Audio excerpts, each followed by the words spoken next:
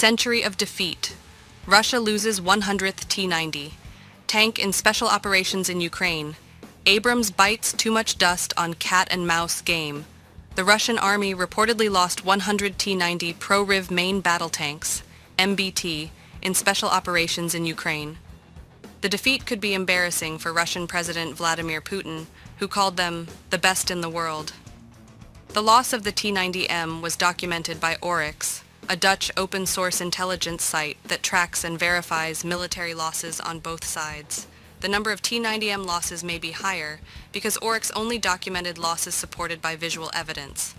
However, this claim cannot be independently verified. A video was recently uploaded on social media showing the destruction of a T-90M MBT.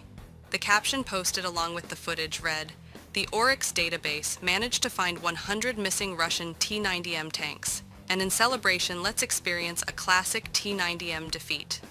These major losses point to evolving drone tactics, the proliferation of kamikaze drones, and the increased use of first-person view, FPV drones, by Ukrainian forces.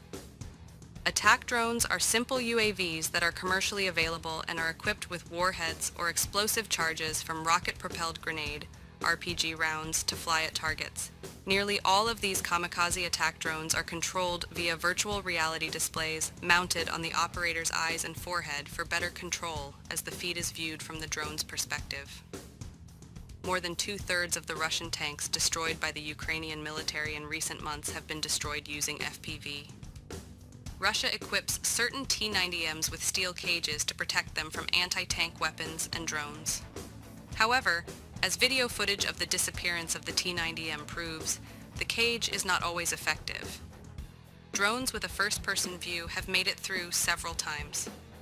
At one point in the ongoing conflict, the Russian military began using a larger electronic warfare (EW) system mounted on the top of the turret of the T-90M tank. The tanks also field unmanned aerial vehicle systems, CUAS, to thwart drone attacks. However, not all MBTs accept this system. Russia's massive loss of the T-90M could damage the T-90's reputation and embarrass President Putin, as he projects the tank as the best in the world. The T-90 is a third-generation main battle tank featuring integrated Contact 5 explosive reactive armor blocks and a welded composite armor hull. Instead of the outdated Contact 5, the upgraded T-90M model uses Relict's Integrated Explosive Reactive Armor, ERA, which is intended to protect shaped charges and reduce the impact of armor-piercing fin-stabilized discharge sabot rounds, APFSDS.